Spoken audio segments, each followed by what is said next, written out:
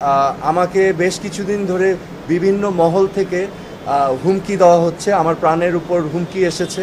তো তারা ভেবেছিল আমি হয়তো মহাখালী দিয়ে যাব, এবং আমি যেহেতু ক্যান্টনমেন্ট দিয়ে এসেছি, সে বারবার বলার চেষ্টা করছিল যে আমি ক্যান্টনমেন্ট জাহাঙ্গীর গেট দিয়ে ঢুকেছি।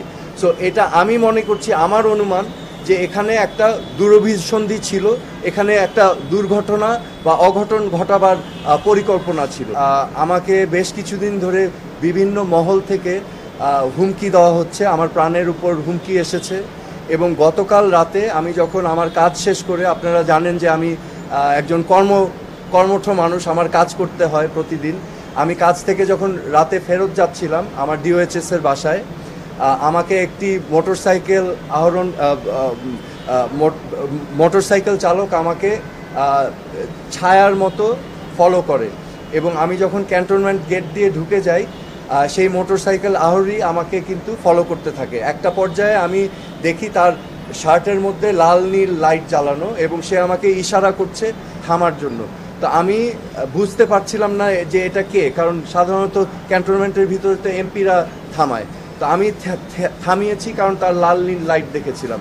থামাবার পর তাকে আমি অনেকবার জিজ্ঞেস করলাম যে আপনি কে, আপনার পরিচয় কি, আমাকে কেন থামতে বলছেন। উনি বারবার আমাকে বলছেন যে আমাদের লোক আসবে, আপনার থামতে হবে। তো আমি আবারও বললাম যে কেন, আপনার পরিচয় কি এবং কারা আসবে। তো এক পর্যায়ে আমি তাদের জিজ্ঞেস করলাম আপনি কি আমাকে চিনতে পেরেছেন। উনি বলল হ্যাঁ, আপনাকে চিনতে পেরেছি, আপনি সোহেল তাজ। তখন আমি আরও পাজলড হয়ে গেলাম যে সে তো আমাকে চেনে। তো আবার জিজ্ঞেস করতে থাকলাম, এরকম অনেকবার জিজ্ঞেস করার পর আমি গাড়ি সাইড করে রেখেছি। তাকে ফোনে বলতে শুনলাম যে হ্যাঁ, উনি জাহাঙ্গীর গেট দিয়ে ঢুকে গিয়েছে, আপনারা এখানে এই লোকেশনে আসেন। না, জাহাঙ্গীর গেট দিয়ে ঢুকে গেছেন, উনি ক্যান্টনমেন্টে ঢুকেছেন।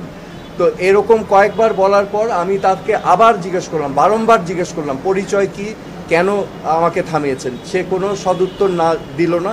কিছুক্ষণ পর আবার সে ফোনে কথা বলে, তারপর আস্তে করে মোটরসাইকেল নিয়ে আমাকে বললে আপনি চলে যেতে পারেন, বলে উনি চলে গেল। সো আমার কাছে যেটা প্রতীয়মান হয়েছে বা আমি যেটা উপলব্ধি করতে পেরেছি, সে যেই ব্যক্তির সাথে কথা বলছিল তারা অন্য স্থানে অবস্থান নিয়েছিল। তো তারা ভেবেছিল আমি হয়তো মহাখালী দিয়ে যাব, এবং আমি যেহেতু ক্যান্টনমেন্ট দিয়ে এসেছি, সে বারবার বলার চেষ্টা করছিল যে আমি ক্যান্টনমেন্ট জাহাঙ্গীর গেট দিয়ে ঢুকেছি।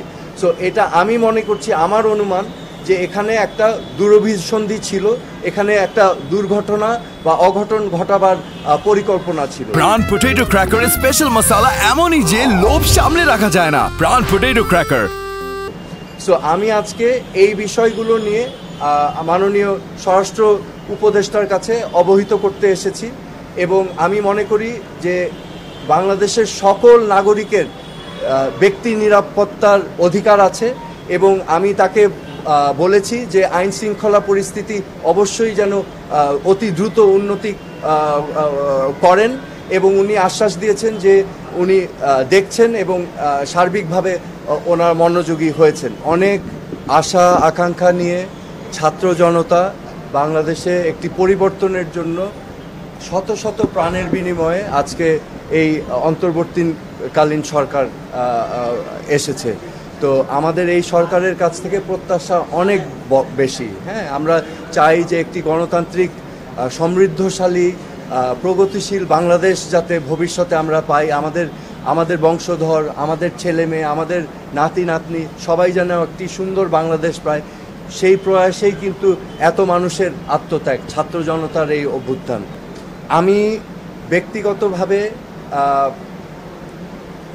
এই সরকারের সাফল্য কামনা করছি, এবং আমি মনে করি যে কোনো ভালো কাজ, একটি রাষ্ট্র গঠনের কাজ বা পুনর্গঠনের কাজের সবচেয়ে বড় অংশ হচ্ছে আইন শৃঙ্খলা রক্ষা করা।